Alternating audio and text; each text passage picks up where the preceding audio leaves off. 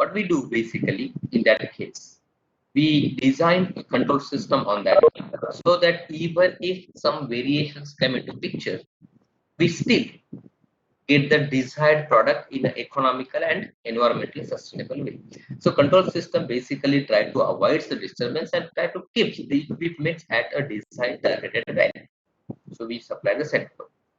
Now, if you wanted to design a control system, or if you wanted to understand the dynamics of a particular system or piece of equipment, we have two approaches. The first approach is we can perform the experiments on the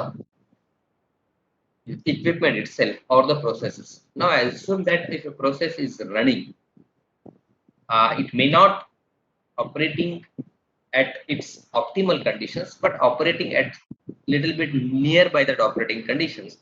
And now you wanted it to operate at the optimal conditions. So you wanted to understand where is the problem, which equipment is causing the particular problem. In that case, you might have two approaches. The first approach is to go at the equipment and try to do some investigations. When I say investigations, means you might want to do some step changes or try to understand where the thing is going wrong. So you might do some experimentations.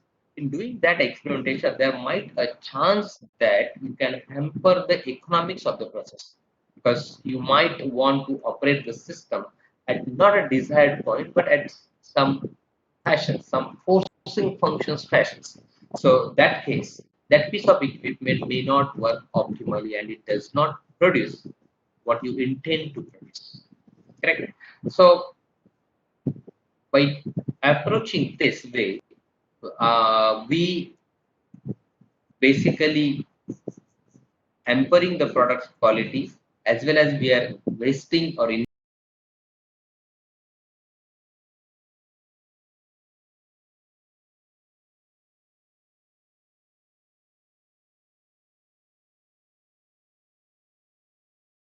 the time. So which is the best? The best way is that you can model the system or you can model the process and then use that model for your analysis or for designing the control system. Correct. So when I say you model a piece of equipment or a process, then how do we model? So to model any particular system, we should understand how the systems function. For example, if we have a CSTR, we know that we are putting reactant A plus reactant B. We are maintaining temperatures at particular value. We are maintaining pressure at particular value. Some reaction is taking place and C is formed. So we know the kinetics of the systems. We know what's happening in the system, and then depends on what is our goal. We can model that system, maybe grossly models, or maybe we can go in the details and write all those equations. Correct. So when we model a system, we end up either a partial differential equations, we end up either a ordinary differential equations, or we end up either a algebraic equations or a combinations of these. Now let's take the holistic view. We have a problem in our plant.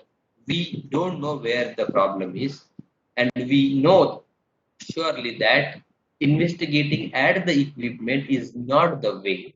So we can model the system is the way we go ahead. So we model this process. Correct. We got the set of equations. Now question arises, how do we solve those set of equations?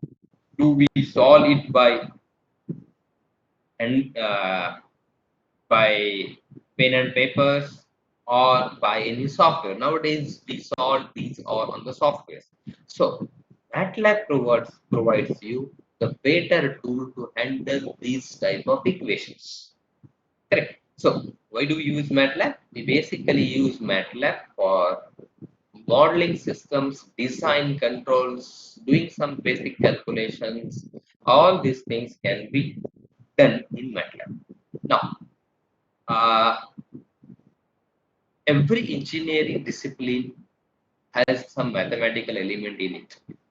For example, here I am demonstrating three main streams: chemical, mechanical, electrical. These are the examples from classical examples from these engineering branches. For example, in chemicals, let's say we have some content which is at temperature Tc and we are supplying some heat source to that contains. So naturally the temperatures of that heat contains increases. Now I wanted to find out how that change in temperature happens. So I know the basic phenomena which is occurring inside and I wrote a differential equation. So this is what is the differential equations. Correct. So this is for chemical engineering. And another example I took as a mechanical engineering with mass damper equation, mass damper systems, classical. Now I wanted to find out with this damper, with this force, how the velocity of this mass block changes. So I wrote a differential equations. This is a electrical engineering examples where I have resistance, capacitor, and I have voltage source. Okay, I wanted to see how the voltage across these changes. So I wrote a differential equation. Now if I remove the systems from this. So what I removed, I did not told you from where this differential equation came, or from where this differential equation came, or from where this differential equation came. So basically, I removed these systems. So if you look, if you observe these three differential equations, they are look similar in nature. Correct? Similar in nature. So the point I am trying to illustrate is that MATLAB does not care from which discipline this equation is coming. What it cares is how to solve this. Right? And a basic knowledge or of that discipline is required to decode or to understand what that equations after solution tells us. A chemical engineer will definitely comment on this one. If the temperature drops like first order or temperature drops like second order or temperature goes in a negative, he understands that why it is happened. Whereas electrical engineer may not able to tell us. So the domain knowledge is required to understand the fundamental of the system. But MATLAB, as concerned to the MATLAB, it just solves the mathematical equations. It spits the answers or solutions of that equation. It does not tell us what is hidden in that solution. Correct? And hence, MATLAB is basically used all across the engineering disciplines.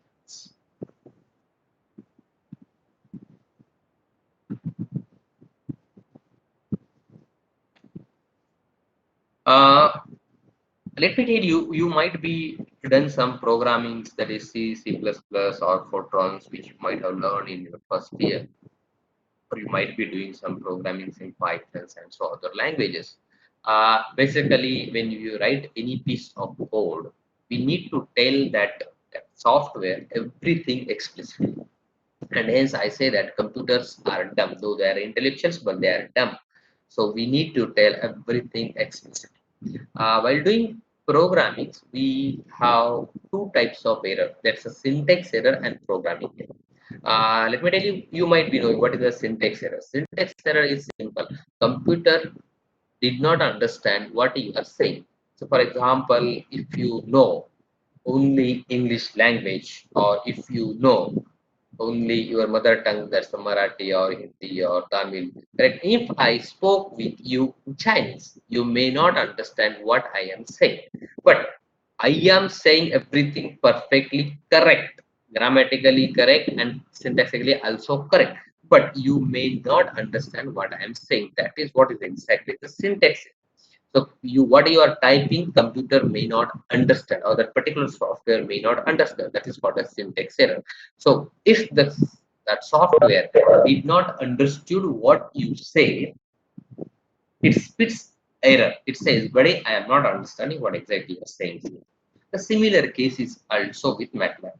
And it's very easy for in MATLAB to debug that where is the error, because it gives you line number, it gives you column number, it gives you what's the error is.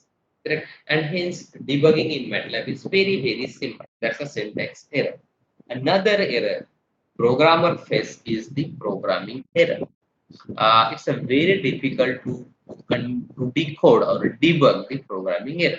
So what is programming error? Programming error is you are saying some things and software understands something. He speaks something different and you understand is something different. So what you are saying is syntaxically correct. There is no problem. But you mean saying something and software is understanding something. So you are writing is syntaxically correct, but is not correct from mathematical point of view, or is not what you are intend to do. So for example, if you are putting some brackets, correct, if you put a bracket wrongly and if you close the bracket properly, there is no error from the syntax point of view, but there is an error from programming. So it's very difficult to debug the programming error. So programmer has to understand what he wanted to have or what he wanted to get out from these particular programs. So extremely important to avoid programming error. There are many programming language available: C, C++, Fortran, Java, Visual Basic, Python, Seesaw. All these where we can do the programming. Correct. Then question arises, why Matlab? Or let me put the question in other way: why almost all industries uses Matlab? Uh, it's a great to use the Matlab because I am using Matlab from last so many years, so I really don't have any problems. I didn't face any problems, or I didn't face any situation where I cannot solve this particular thing in Matlab. So you name the things, it will get solved in Matlab. Another way is that for a novice persons or for a new persons, it has a very simple syntax. Many of the commands in Matlab is as simple as that we can use in a day-to-day life. For example, many times we say that save the doc file, correct? So save is the command for saving some data in Matlab, correct? We say plot the figure. In general, common layman language, we say that plot the figure. So plot is the command for plotting the 2D or 3D data in MATLAB. Correct? We say print this page. So in MATLAB, printf is a command which basically prints your output. So these type of simple syntax available in MATLAB. Another thing I like is that it has a very good debugging tool. So even if you are not writing something syntaxically correct, MATLAB tells you that where the problem is. For a new person, it's very easy to get started. It has a very good graphics because I use it for research purpose. So I did plot the data, and everyone who writes the programs wanted to see how is the output looks like. So MATLAB has a very good graphics. You can plot the data using graphics. That's very good. Another thing is that it's interactive. What I mean the interactiveness means, for example, say you are working in an industry, correct? And now you are the only person who knows Seesaw or C++ or Fortran or Java or Visual Basic. Let me tell you that you are the one of the good expert in that particular language. Okay. Now what happens? You are working on a project, you are writing the code, and at the end of the day, the code becomes so big. Okay, so you work on 6 months on that code. Now you have another offer from another industry and you quit this job and go on to that industry. Now either the company has to hire someone who knows that particular language, or if there are persons who knows a MATLAB, then what happens, that particular project can be handed over to that persons and he need not to understand what has been written in that another language. He can start from where you left and start coding in MATLAB. Now, MATLAB can talk with that software so that whatever may be the output which is need to take from that particular programs will be taken into MATLAB, and some of the outputs from MATLAB can be sent into that program. So the point I am trying to make is that MATLAB is very interactive with many of these programs, many of these languages. Correct. There are when I was working in General Electric, so I basically worked on modeling of IC engines, so internal combustion engines, where my task was to design the models, to develop the models for IC engines and develop the control systems. So what happened? The basic IC engines model was in a GT Power. There is a tool, there is a software called as GT Power, which is from Gamma Technology. So these people who were not interested in developing the models and developing the control systems, those who manufacture the engines, they were doing their modeling stuff in a ZT Power. So we people have a problems to take the GT powers in MATLAB. So what we did, we wrote a MEX file which basically interact from MATLAB to GT power and takes the data from GT power to MATLAB. So I ran that GT power model as an engine model and I developed my controller on that one in MATLAB.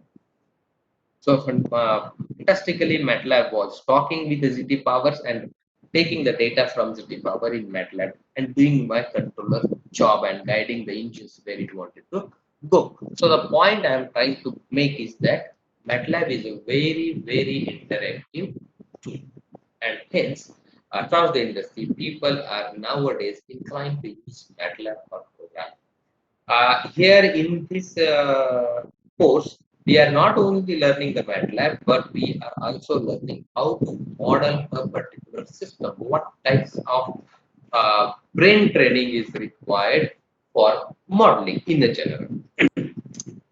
Uh, then question arises, what is MATLAB? MATLAB is a software package for high performance numerical computation and visualization. As I mentioned, it provides an interactive environment, hundreds of built-in functions for technical computation, graphics, animations. Its name stands for Matrix Laboratory.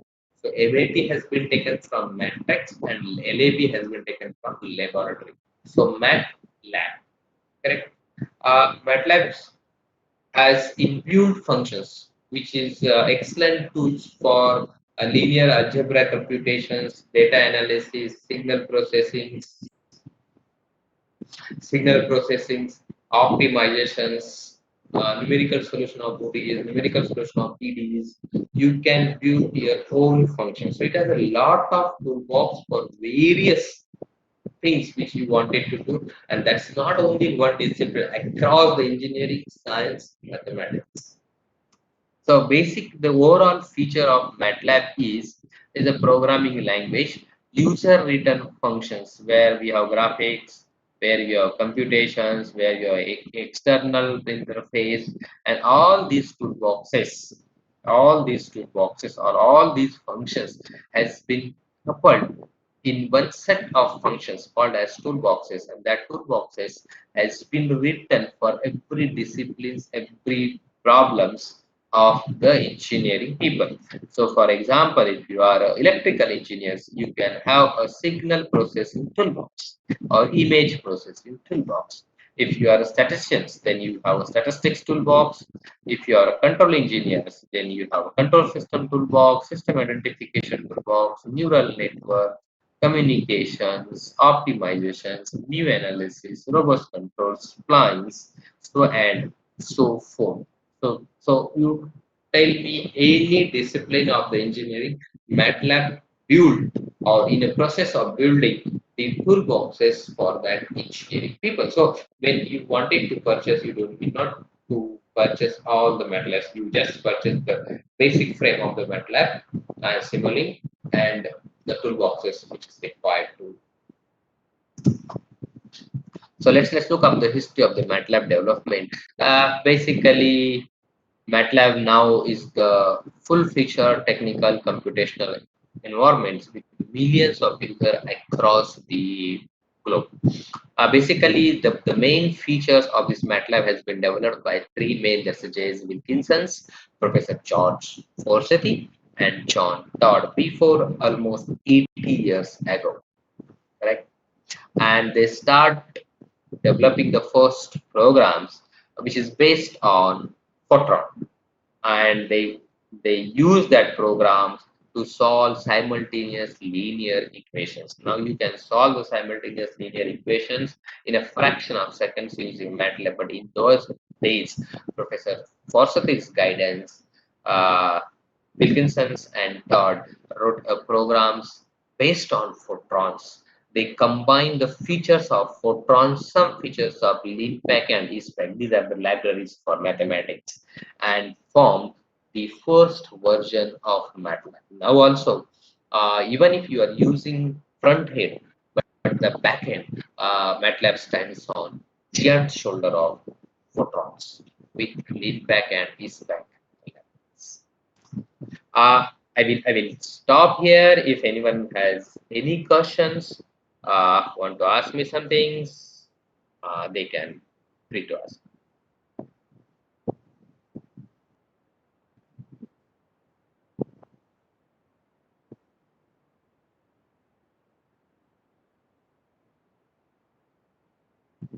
Any questions which you wanted to ask, or if you wanted to increase the knowledge of the people so that you can wanted to discuss.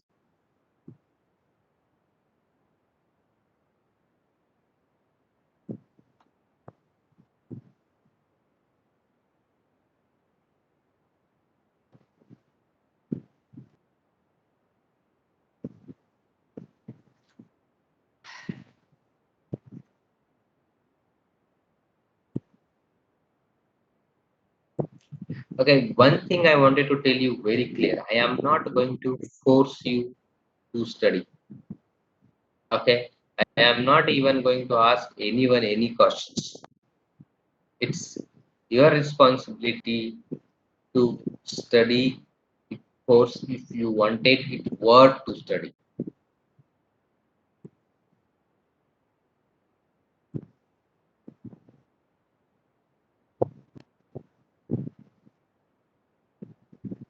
There was someone who asked something.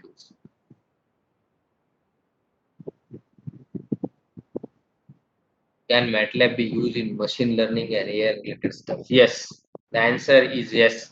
Nowadays, MATLAB also adding deep learnings, forest learnings, neural network is already there as AL.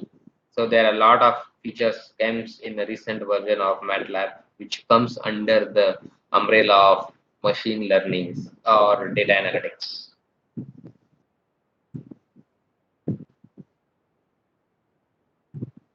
Okay. So let's move ahead. If you might have installed the MATLAB, then if you installed the newer versions or the older version doesn't matter. But this type of icons might have got created on your machines. Okay, if you double click on this icon, I'm using older version that's a 2014, but it doesn't matter. Let me introduce you with the actual software. Once you double click on that icon, something of this sorts will come into front of you. Okay, so the middle one is the command window. Look at the word command window. This is called as command prompt. This is called as command prompt. On the right hand side is workspace. Okay, on the left hand side is the current folder.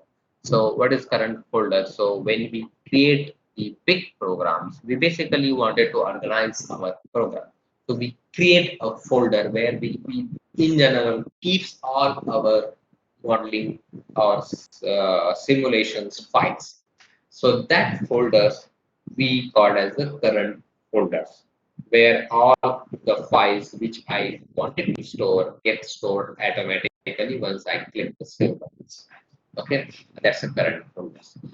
Command window is where I give command to the MATLAB stating that execute this or that. Command prompt is the double greater signs. So I say that write, I wanted to write something. So that's where I am going to write. I am going to command to the MATLAB. And in workspace, workspace is things where MATLAB temporarily, I'm stressing the word temporarily, stores all the variables created by you while running the particular programs. Okay. So workspace variables available in command window. So for example, if your workspace contain the variable a equal to 4 and b equal to 7. So basically you are saying that a's value is 4 and b's value is 7. And now you wanted to have a plus b. So you wanted to do additions, yeah, command window or command prompt. Then that variables a and b is available. So it will take a plus b as 4 plus 7 gives answer 11. But now you don't have the variable z created in workspace or stored in workspace. And if you are asking at the command prompt that z, use the z for something. So for example, a plus b plus z. Now a and b is available, but z is not available. So it says that z doesn't available. So all your variables which you created might be available in the workspace. So basically, these three are the main windows in Matlab. That's a command window, current folders, and workspace. Another things I wanted to stress on the path. So this is where is the path of Matlab. Whenever we open the Matlabs, it's a best practice to change the path to your current folders, which we will see. And this is the palette. It has a lot of features like home. If you go, you have new script, new open, import data, save workspace, so and so forth. If you go in a plot, so you can plot these all like a plots, bars, area, bar, histograms, so and so forth. And there are some apps in newer versions like core fitting optimization. These are toolboxes, new pad node box, PID tuner, system identifications, so and so forth. Whatever maybe the toolboxes you add that apps coming into pictures.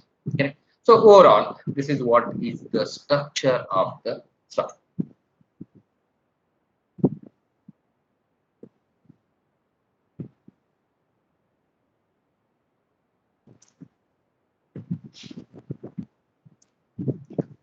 Today we will see what rules we have for creating the folder.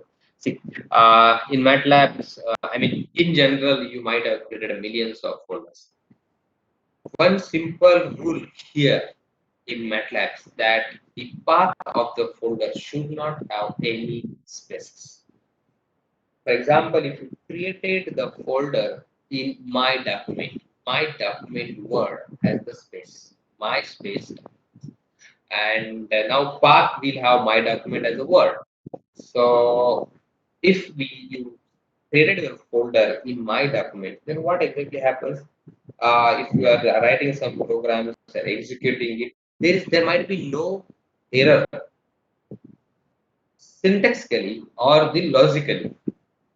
Correct. Still then, sometimes MATLAB gives you some of the weird error, which is very, very difficult to understand for a middle level MATLAB user.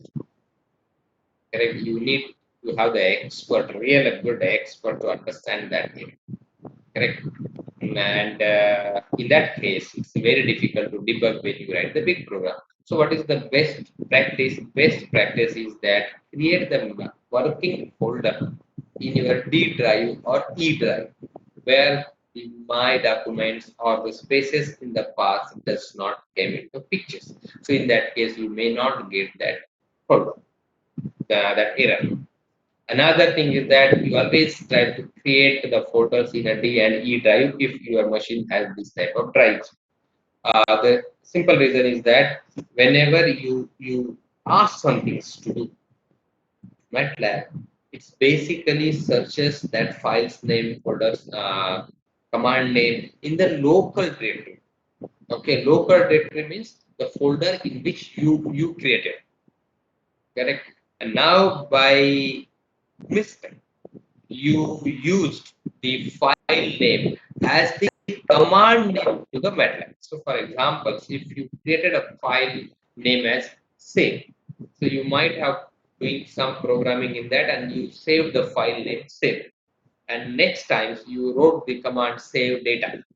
So what happens? Save is the command. So Matlab goes and looks into your current directory, and current directory has the file name called save. So you try to execute, and then it creates the problem because you intended to save the data. Okay, and now you have created a file in your folders which is named as save, and it's that save file intended to do something else. Okay, so then MATLAB pops up the errors. Okay, what happens? It is trying to search in a local directory. If it did not get in local directory, then it goes into the parent directory, which is your set of files, which usually goes into the C drive. Correct. So it's a better way to create some things that folder into your D drive, E drive, not in the C drive. So these are the two rules for creating the folders. So I am going to create a folder on my machines, and I also suggest you should create a folder on your own machines. I do not have any other drive, so I am just creating it in a C drive. But if you have other drives on your machines, you can create on that drive.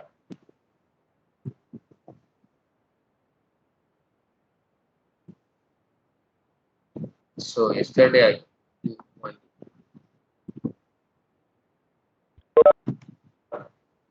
invited lecture, so just going to change this as the class 21. So I have not given any space while creating it. Correct? I bridge this space between class and 21 by underscore.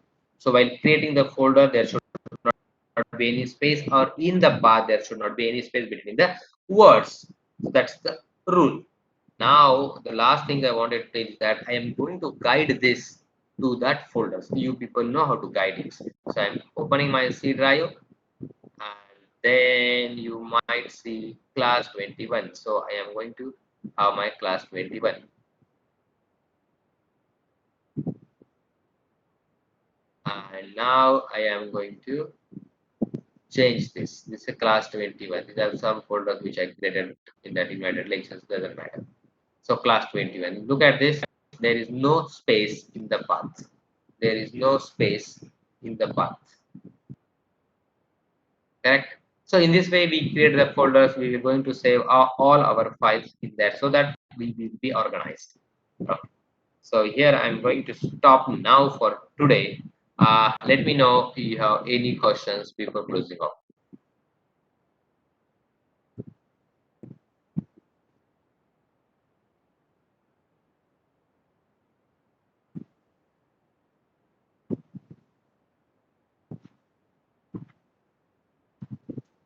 Let me ask, how many of you installed the Matlab? Or let me ask another way. How many of you not installed the Matlab? Is there anyone who has not installed Matlab on their machines? On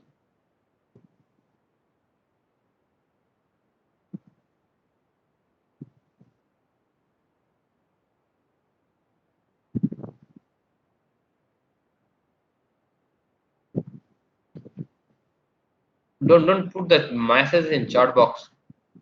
You can say, yeah, so if I did not get answers, I assumed that everybody has installed the Matlab. In examinations, you need the machines with Matlab. Sir, I have not done it yet. I will do it by today. Last few GBs are left to download. what what is your name, sir? Sir, my name is Ratindra. Ratindra has not installed, but you are in a process to install, correct? Yes, sir, it will be done by today. Yeah, is there anyone else? Hello, sir. Ah, Sir, Deepam, sir, I do not have a PC, but I have iPad. then how you will perform in examination? Uh, right, can borrow someone. Are you sure you need to borrow it at 2 to 3 times? Yes, sir. I will try. What's your name? Sir, Deepam Dule. Deepam Dure, see, the point is all my examinations will be a programming examination, and I cannot force a student to have machines. Correct? At Yes, sir. that time, then if you have problems, why didn't you took another elective, Dule? Uh, I did that. Sorry, Sir, I did not know that very important. Means that necessarily. I see. I am not able to understand you. What's the problem? Sir, I did not know that the machine will be compulsory. How do you do the examinations? Sir, I will borrow one. See, please do not tell me at the time of examinations. See, you have a chance of dropping this course while adding and dropping. Correct? Yes, sir. Think over it. Think over it. I am not asking you to drop, or I am not asking you to have the machine. Because I may not able see in campus. If people were in campus, I would arrange some of the machines while examinations. Mm, yes. Correct? But at that at your home, I don't think I can able to arrange. Sir, I have iPad. I have installed the app Matlab on that You have MATLAB on that? iPad. Yes, sir. Okay, so are you able to do programming on that one if asked? I am very new to Matlab. So I means It- So I you will will start. able you will understand little bit after some times. So once you understand, let me know whether you are able to do the programming on that one machine. Okay. Yes, sir. Yes. Okay. Is there anyone else? Same here, sir. The file is incomplete, not downloaded it fully. It will be done by tonight. Okay, doesn't matter. Yeah. Anyone else again? Yes, sir. So same with me. The file will be downloaded by tonight. Yeah. So you people are in a position to get it installed in next 2 or 3 days even. So the case of Dupangula is different, but is anyone else has the similar case?